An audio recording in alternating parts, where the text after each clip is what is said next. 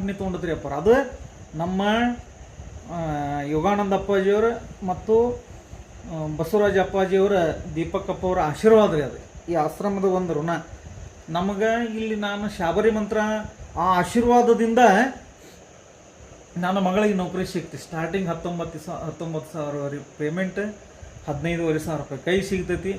ಡ್ಯೂಟಿಗೆ ಜಾಯ್ನ್ ಆಗಿ ಅಲ್ಲಿ 1 ವಾರದ ಮೇಲೆ ಆತ್ರಿ. ಈಗ ಇದು 1 ವಾರದಿಂದ ನಾ ಬಂದು ಹೋಗೇನಿಲ್ಲ ರೀ ಅಪ್ಪ, ಆಶ್ರಮಕ್ಕೆ ಬಂದು ಹೋಗೇನ್ರಿ. ಇಲ್ಲ ಬಂದು ಹೋದಾಗ ನಮ್ಮ ಮನೆಯೊಳಗೆ ರೀ ಶಾಬರಿ ಮಂತ್ರ ದೀಕ್ಷಾ ತೊಗೊಂಡ ಮೇಲೆ ನಮ್ಮ ಮನೆಯೊಳಗೆ ಅಷ್ಟ್ರಿಗೂ ನಮ್ಗೇನಾಗ್ತಿತ್ತು ಅಂತಂದ್ರೆ ಬರೇ ಜಡ್ ತಪ್ತಿದ್ದಿಲ್ಲ, ನಮ್ಮ ಮನೆಯೊಳಗೆ ಕಿರಿಕಿರಿ ತಪ್ತಿದ್ದಿಲ್ಲ. ಆ ಶಾಬರಿ ಮಂತ್ರದ ದೀಕ್ಷೆಯನ್ನು ತೆಗೆದುಕೊಂಡು 111 ದಿನ ಅಪ್ಪವ್ರ ಹತ್ರ ನಾ ಸಾಧನೆ ಮಾಡ್ಕೊಂಡು ಹೋಗಿಂದ ನಮ್ಗೆ ಯಾರಿಗೂ ಜಡ್ ಇಲ್ರಿ. ಈಗ ನಮ್ಮ ಮನೆಯೊಳಗೆ ನಾವು ಆರಾಮದೇವಿ.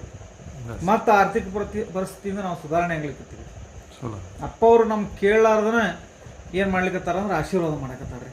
ಅದಕ್ಕೆ ಅಂಥ ಆಶೀರ್ವಾದವನ್ನು ಎಲ್ಲರೂ ಈ ಜಗತ್ತಿನಿರ್ತಕ್ಕಂಥ ಜನತೆ ಪಡ್ಕೊಂಡು ನೀವೆಲ್ಲರೂ ಸದುಪಯೋಗವನ್ನು ಮಾಡಿಕೊಳ್ಳ್ರಿ ಅಂತೇಳಿ ಹೇಳ್ತಾ ಈ 4 ವಾಕ್ಪುಷ್ಪಗಳನ್ನು ಶ್ರೀಕೃಷ್ಣ ಯೋಗಾಶ್ರಮದ ಬಸವರಾಜ ಅಪ್ಪಾಜಿಯವರ ಪಾದಕ್ಕೆ ನಾನು ಅರ್ಪಣೆಯನ್ನು ಮಾಡ್ತಾ ಇದ್ದೇನೆ.